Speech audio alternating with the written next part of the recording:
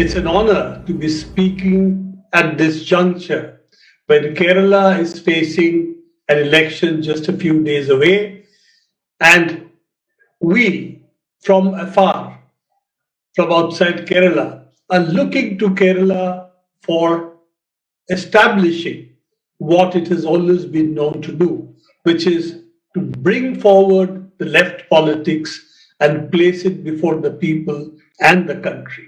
And I think this is a particularly difficult moment for us, not only in Kerala, but also outside, when we have a very different atmosphere today than maybe 10, 20 years back. What we have seen is that the rise of the kind of politics in the rest of the country, even to some extent in Kerala, has brought forward a huge challenge before all of us. This challenge is not only for the elections or the people in Kerala. It's a challenge which is much larger. That is there a resistance that can be thought of against the kind of politics which is sweeping the country in different parts, in different states, in different places. And it's really stemming from the fact that we have a central government today which does not believe in essential unity of the country. It does not believe that all communities, all people in the country need to be brought together. But it believes that because it has today power at the center, it has a majority in the Lok Sabha, that it can actually ride roughshod over the people in the country. Now, the elections, as you know, people do not vote for a particular government as their representative. They vote for different parties, and of course, even with 35% votes, 38% vote, you can win a government. But the point is, this till date has been thought of as something that any government which wins at the center needs to take the states and the people along with it. There may be differences, political differences of different kinds, but we have never seen that the way the central government today has used all the instruments at its disposal against the state governments, against other political parties. We have, of course, the very recent picture of what is sought to be done in Kerala. I'm not going to repeat that. I'm sure you know that much better than I do. But this practice of launching witch hunts against all political parties of the opposition, irrespective of whether they're ruling parties in different states or not, is something that this government has brought to the forefront. Of course, along with that has also been attacks on the media. You have had various charges being put on them. We have had midnight raids in different offices. So you are slowly beginning to see the kind of fear psychosis that is beginning to grip the people in different places, particularly those who have been opposing this government, who've been speaking against it, or have brought to the people what the real issues of the people are, what are the kind of movements that are taking place on the ground. Any such measure, any such attempt is met with outright repression. We have seen the 22-year-old girl Disha Ravi for supporting the farmers. What kind of attack was launched on them? And it still continues. It's not because it's gone off the front page of the paper, the attack has disappeared. It is that it has taken a slightly less visible form.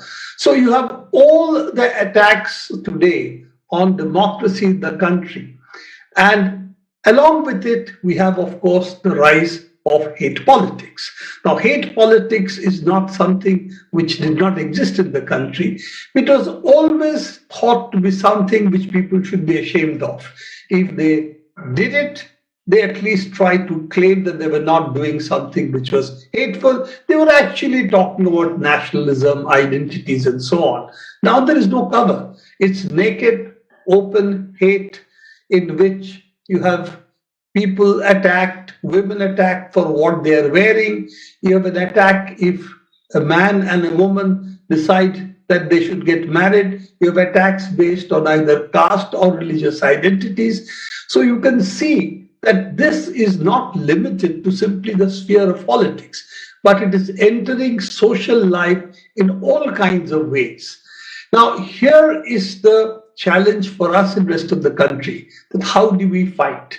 And in this fight, we would really look to what happens in the elections in Kerala, because that for us, the victory of the left there would act as a strong secular pole in this country, a strong pole of an alternative kind of politics where people and the government works together for the welfare of the people, trying to unite all sections of the people against the crisis of society, the crisis of economy that we are in today. And of course, we are in two simultaneous crises. With the crisis of COVID-19, which again Kerala has had an exemplary fight against, keeping the numbers under control. It's the only state where the numbers at the moment are going down and not rising, as in many other states. It had controlled the wave, it had followed up the patients, it could isolate the people who were infected very early. The tracking was excellent, and the hospitals did not face the crisis that they have in other places. The public hospitals, the system stood up to the pressure of COVID-19, and we have won, the left-run government has won kudos in all parts of the world, including those who don't like the left, including them. They have been forced to say that Kerala had had an exemplary way of dealing with COVID-19 pandemic. But let's not forget, it has had a huge negative impact on the people in terms of employment, in terms of women, in terms of children's education, and obviously the poorer sections have been hit the hardest. They have lost employment. We saw what happened in the huge migration that took place of the people. The jobs haven't come back. It has fallen disproportionately on the women. Women have lost much more jobs than the men have. And top of that, if you are poor and your school is closed, how do you get the children to study? Because now distant education means a smartphone or a tablet or a computer. And that's something which the children of the poor are not having access to. So this is a huge crisis that is added to the other crisis we already have, which is of the economic crisis, the shrinking of the economy. Of course, the shrinking of the economy would have started before COVID-19. So let's not think that the economy has slowed down only because of COVID-19. But what COVID-19 did was to create a huge hit on the economy, on top of an economy which is already faltering, which is already weakening. And therefore, we have had a huge loss in terms of economic growth, in terms of jobs, in terms of what access we have to welfare measures, because all of that is under pressure at the moment. Kerala has, of course, also shown that not only has it been able to fight the COVID-19 pandemic, it's also met the social challenge much more than other states. So that is all there. But more than today, as I said, I'm not going to talk about what Kerala, the left government has done, what under the able leadership of the Chief Minister, Pinarayi Vijayan, what it has done. You know that much better than I do. But what I would like to tell you is that this example in front of the country is extremely important today, because if there is a secular pole in the country today which is standing up to the kind of hate politics, the communal propaganda, the communal temperature which is being raised in different parts of the country, this is Kerala. And if the Kerala people stand firm on the secular left pole of the country, then this will provide an enormous amount of support to the rest of the country, which look to Kerala for inspiration and for, the good news that yes, BJP is not able to enter Kerala. Yes, left is still standing firm. And in this, I must also point out that unfortunately the Congress, which is of course the main contestant against the left in Kerala, doesn't seem to be able to stand up to this kind of right-wing politics. If you see what they have done in the rest of the country, state after state, they have shifted to the right. They have tried to take a position which does not confront the BJP on secular issues. It has taken what we can only call a soft communal position, not to identify themselves with minorities. This kind of politics, if you say you are secular, if this is the kind of politics you play, then what you do is you hand over the center to the opposite, to the right wing. As you shift more and more to the right in order to confront the communal forces, you sort of take a kind of soft Hindutva position. Then what you are doing is you are vacating the secular platform completely. And if you weaken the secular platform, then a soft Hindutva position can never win against a hard Hindutva position. This is the experience we have seen in Gujarat, in various other states where BJP has ruled or has become strong. You have seen the Congress shift to the right and slowly give up its position.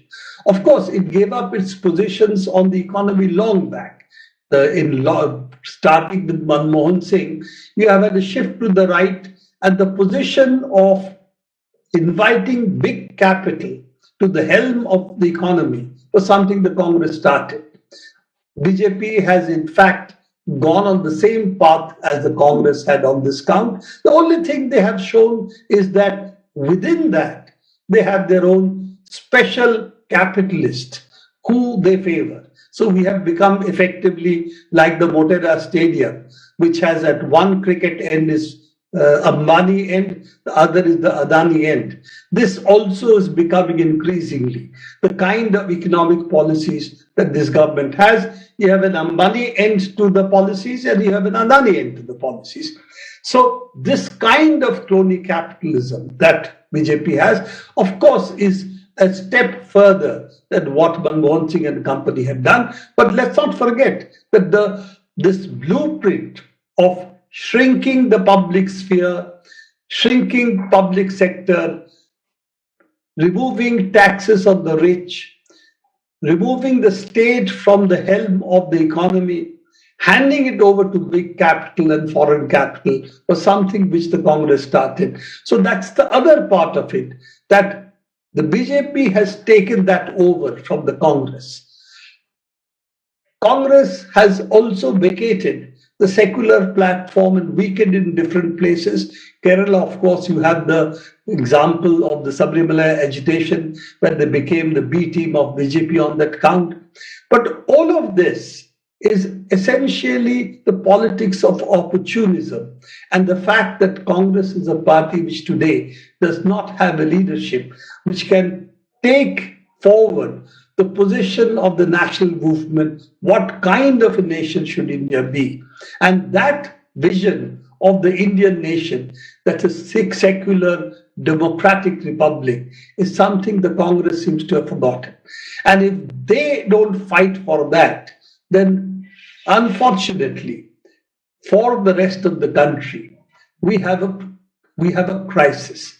And it is this crisis that makes it very important that in the elections that are in front of you, the critical elections that we are all watching, that the left gives a different direction to the secular forces in the country, shows that if you stand on your platform, on a secular, democratic platform, which is pro-people in its various policies, whether it be education, whether it be health, whether it be industrialization, whether it is support to the sections of the people who have been oppressed for centuries, all of that, if you do, then That is the way to go forward for rest of the country.